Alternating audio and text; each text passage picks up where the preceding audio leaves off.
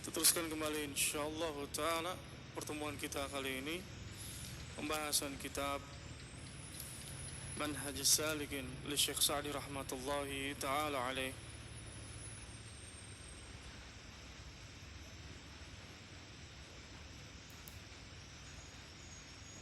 Dan kita masuk ke dalam pembahasan yang baru, yaitu kitab Al-Janaiz. Qala rahimahullahu ta'ala kitab Al-Janaiz.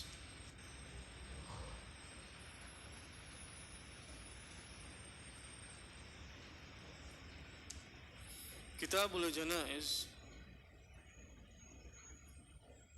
Janaiz jamak dari jenazah atau janazah. Dua-duanya boleh. Boleh jenazah, boleh jenazah.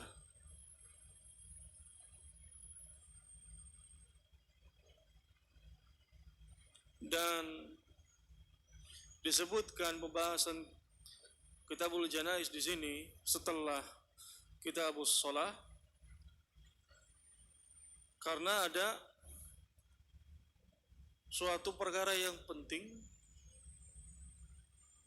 untuk dilakukan orang yang hidup terhadap si mayit, yaitu dengan mensolatkannya. Dengan ini dibahas oleh para ulama pembahasan Kitabul Janaiz setelah dari Kitabul Shalah. Karena di sini ada pembahasan tentang salat jenazah. Qala rahimahullahu ta'ala Kitabu Al-Janaiz.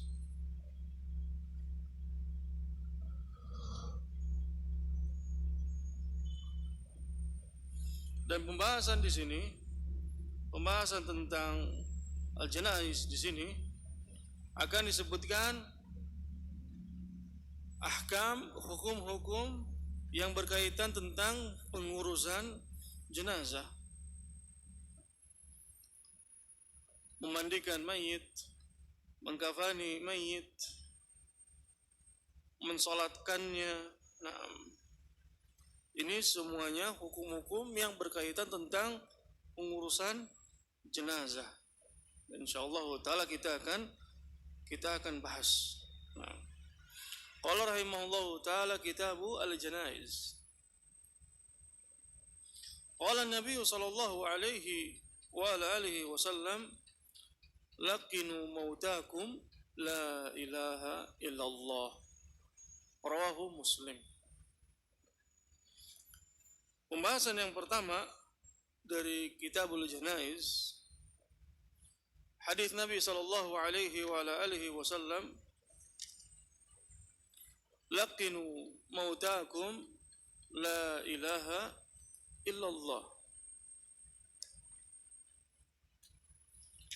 Lakinu, arti dari lakinu di sini yaitu ingatkan kepada si mayit la ilaha illallah. Dan makna di sini yaitu mentalkin ketika seseorang melihat orang yang sedang dari di akhir-akhir kehidupannya,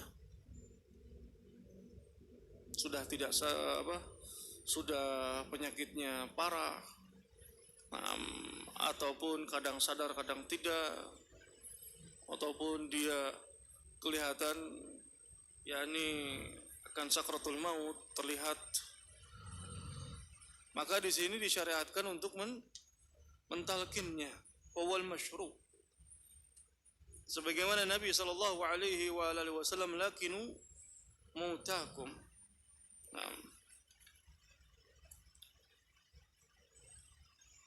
Dan makna di sini mautakum di sini sebagaimana yang tadi kita sebutkan, seseorang yang hadir di situ melihat orang yang sedang sakratul maut, melihat seseorang yang dia terlihat akan menghadapi ajalnya, bukan orang yang sudah meninggal. Karena mentalkin ba'dal maut, dan ketika sudah dikuburkan talqin, maka ini perkara yang muhdas, ini perkara yang bid'ah. Dan hikmah di sini, mentalqin di sini, karena ucapan la ilaha illallah apabila diucapkan oleh seseorang di akhir ucapannya sebelum dia meninggal, dakhalal jannah. Dalam hadis disebutkan bahwa Nabi sallallahu alaihi wasallam,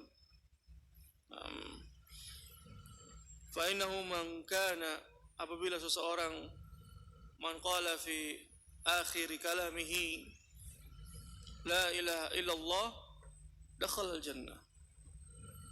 Barang siapa yang mengucapkan di akhir, man kana akhiru kalamihi la ilaha illallah dakhalal jannah, maka dia akan masuk surga. Nah,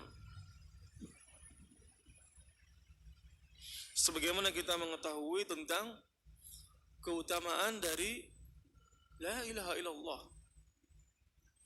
Bahkan Nabi sallallahu alaihi wasallam ketika beliau menjenguk pamannya Abu Talib di akhir kehidupannya, Abu Talib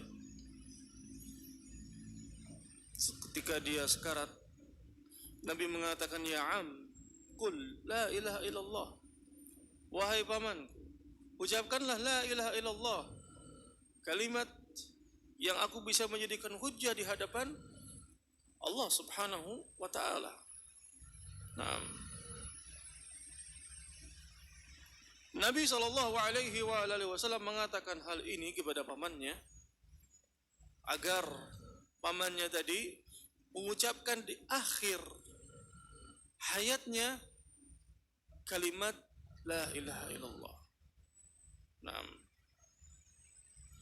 ini dalil tentang keutamaan seseorang untuk memperbanyak zikir la ilaha illallah.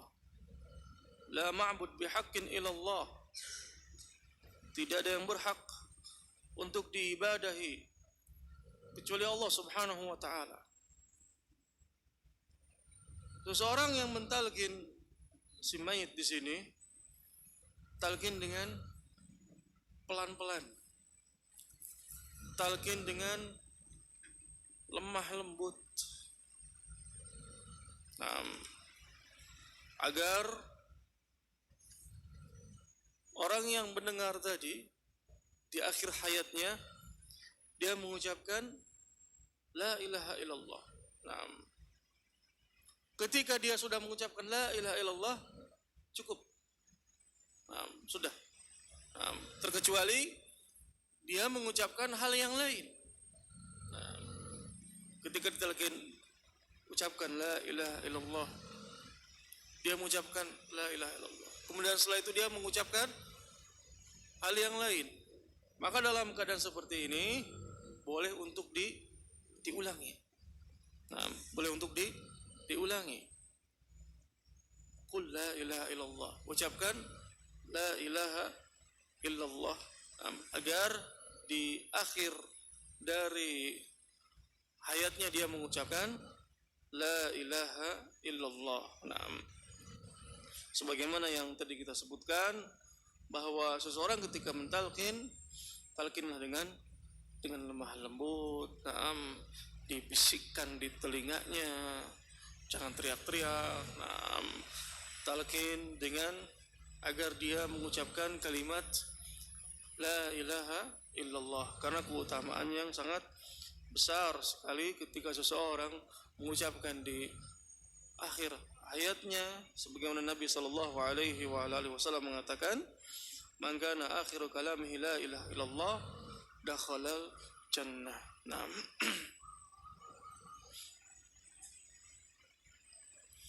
Kadang seseorang salah mentafsirkan dari hadis Nabi Shallallahu Alaihi Wasallam. Mereka mengatakan lakinu mautakum berarti mentalkin orang yang sudah meninggal untuk dengan la ilaha illallah. Nah, apa faedah mentalkin seseorang ketika sudah meninggal? Nah, kalau sudah meninggal doakan dengan maghfirah, dengan rahmat.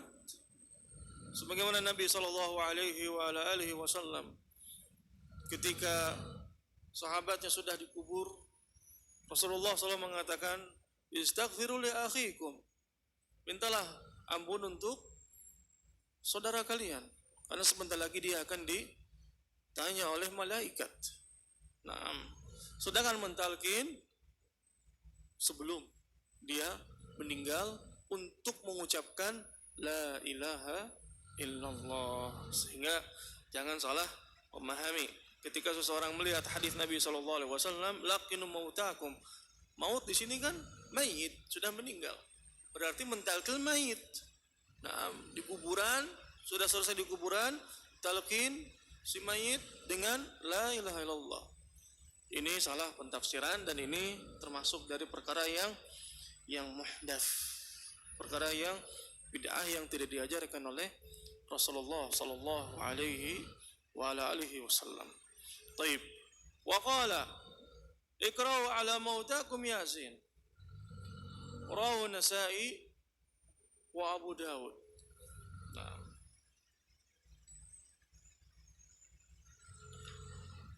Wa qala ikra'u ala mautakum Yasin. Bacakanlah kepada mautakum,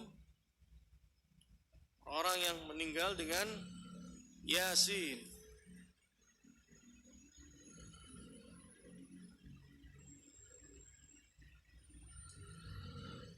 Saya ulangi. Iqra'u ala mautakum Yasin. Rawahu Abu Daud, rawahu Nasai wa Abu Daud. Hadis ini yakni ketika seseorang itu melihat atau seseorang itu dia melihat saudaranya sedang sekarat di akhir hayatnya, untuk membacakan surat Yasin. Ketika seorang menjenguk, melihat saudaranya, bacakan surat Yasin. Dan hadis di sini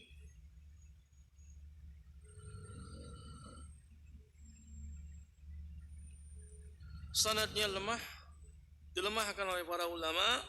Bahkan hadis ini didhaifkan oleh Syekh Albani rahmatullahi ta'ala alaihi. Hadis ikra'u ala mautakum Yasin.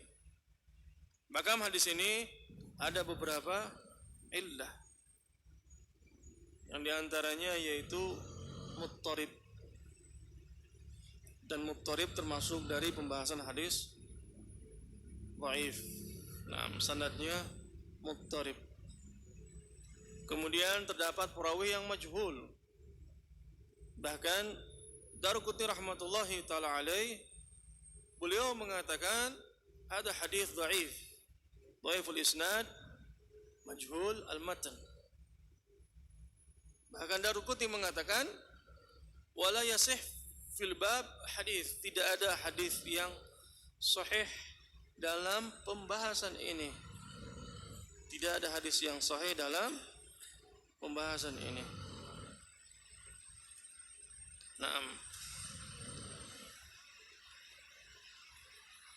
Membacakan surat Yasin ketika di hadapan orang yang sakratul maut, di akhir dari kehidupannya, itu tidak disyariatkan. Yang disyariatkan adalah mentalkinnya dengan mengucapkan la ilaha illallah, agar dia mengucapkan di akhir hayatnya mengucapkan la ilaha illallah. Ini yang masyru', ini yang disyariatkan. Sedangkan membacakan surat Yasin adalah laisa bimasyru', tidak disyariatkan. Kenapa? Karena hadis yang berkaitan tentang membacakan surat Yasin sanadnya lemah, dhaif, dilemahkan oleh para ulama. Bahkan hadisnya disebutkan ada beberapa illah, muttarib, ada perawi yang majhul, bahkan juga hal ini dikatakan oleh Ibnu Hajar rahmatullahi taala alaih mendhaifkan hadis ini. Bahkan Ibnu Hajar rahmatullahi taala alaih mendhaifkan hadis ini, hadis Ma'aqil Ibnu Yasar radhiyallahu taala anhu. Dengan ini bahwa yang disyariatkan yaitu mentalkinnya agar dia mengucapkan la ilaha illallah sebagaimana hadis yang tadi kita sebutkan, laqinu mautakum la ilaha illallah. Baik. Qala rahimahullahu taala wa tajhizul mayyit bi ghuslihi wa takfinihi wa salati alaihi wa hamlihi wa dafnihi fardu kifayah. Naam. Pengurusan mayit dengan memandikannya, mengkafaninya, mensolatkannya, mengiringinya, membawanya, menguburkannya di kuburan, semuanya hukumnya fardu kifayah. Semuanya hukumnya fardu kifayah. Sehingga hal ini perlu kita ketahui. Bahwa semua pengurusan tentang mayit adalah fardu kifayah. Memandikan, mengkafaninya, mensolatkannya, membawanya ke kuburan dengan tandu ataupun mengkuburkannya, ini semuanya fardu kifayah. Dan ini ijma para ulama.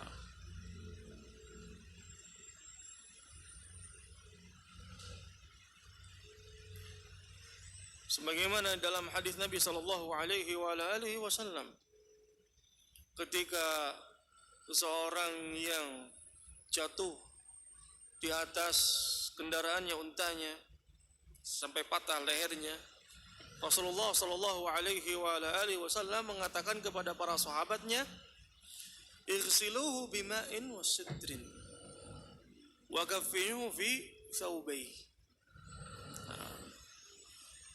Sedangkan mensalatkan, Rasulullah sallallahu alaihi wasallam mengatakan, "Shallu ala sahibikum." Salatlah terhadap sahabat kalian. Ini juga dalil yang menunjukkan bahwa hukum-hukum yang berkaitan tentang pengurusan jenazah semuanya, memandikannya, mengkafaninya, mensalatkannya, semuanya adalah merupakan hukumnya fardu kifayah. Kita cukupkan pertemuan kita sampai di sini. Insyaallah taala kita teruskan kembali insyaallah taala pada pertemuan berikutnya. Wa sallallahu ala nabiyyina Muhammad wa ala alihi wa ashabihi wa sallama tasliman katsira. Subhanakallahumma bihamdik, asyhadu an la ilaha illa anta astaghfiruka wa atubu ilaik. Assalamualaikum warahmatullahi wabarakatuh.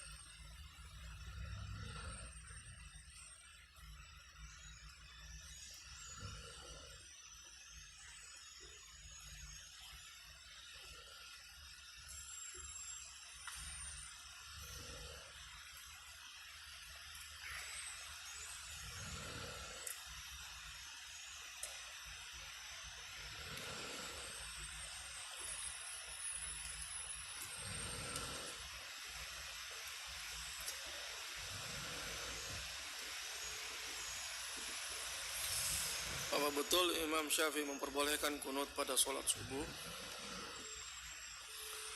Kunut pada sholat subuh, hadisnya disebutkan oleh Al-Hafidz Ibnu Hajar rahmatullahi ta'ala alaih, bahwa Nabi sallallahu alaihi wasallam senantiasa melakukan subuh sampai beliau meninggal.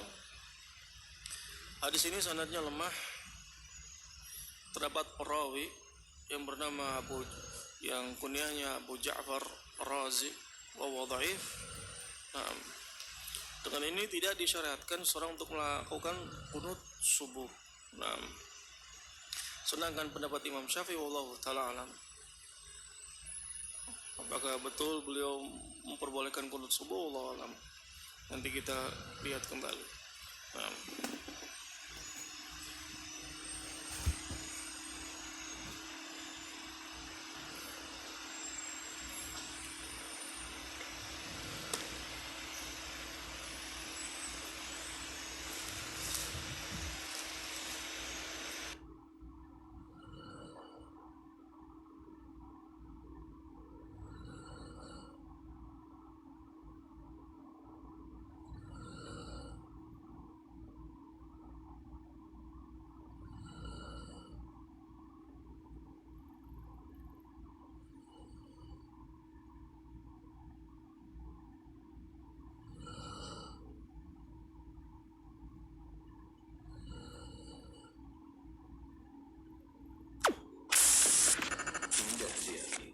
إذاعة الإسلامية أهل السنة والجماعة.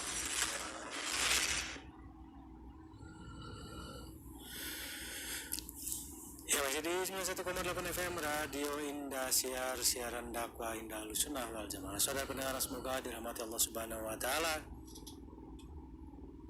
Dimanapun Anda berada, terima kasih jazakumullah khairan kepada Anda semua yang masih tetap setia mendengarkan serta mengikuti acara-acara kami di kesempatan pagi hari ini di hari Kamis tanggal 5 Rabiul Awal 1445 Hijriah atau yang bertepatan dengan tanggal 21 September 2023 Masehi ya. Ya, dan alhamdulillah baru saja kita sama-sama mendengarkan satu buah kajian, yaitu kajian live dari Mahadi Ahlussunnah Cirebon bersama Al-Ustaz Helmi Bajri Hafizallahu Ta'ala, yaitu kajian kitab Manhajus Salikin. Dan di kesempatan pagi hari ini pembahasan atau bab baru, yaitu dari bab kitab janaiz ya, tentang hukum-hukum dari jenazah ya, baik itu dari memandikan, pertama mentalkinkan, memandikan dan segala macam ya. Semoga apa yang boleh sampaikan di dalam kajian tadi bisa memberikan faedah serta manfaat bagi kita semua, dan jangan lupa untuk mendengarkan, mengikuti kelanjutan dari kajian kitab Manhajus Salikin ini di kesempatan yang akan datang. Barakallahu fikum. Ya, baiklah saudara pendengar, semoga dirahmati Allah Subhanahu wa taala dimanapun Anda berada. Insyaallah rangkaian acara kita selanjutnya adalah kita akan mengikuti satu buah kajian tematik dari Al-Ustaz Muhammad Rizal LC Hafizahullah Ta'ala pada pukul 9 waktu Indonesia Barat ya. Dan dilanjutkan dengan kajian tematik Aku Ingin Masuk Surga ya. Ayah bunda aku ingin masuk surga. Barakallahu fikum, pada pukul 10 waktu Indonesia Barat atau 10:15 nanti ya. Dan tentunya masih banyak sekali rangkaian acara yang akan menemani Anda hingga malam hari nanti. Jadi tetap di 91,8 FM Radio Indah siaran dakwah Indah Ahlussunnah wal Jamaah. Baiklah, kita ikuti acara selanjutnya dari studio. Yang bertugas mengucapkan selamat mendengarkan. Barakallahu fikum.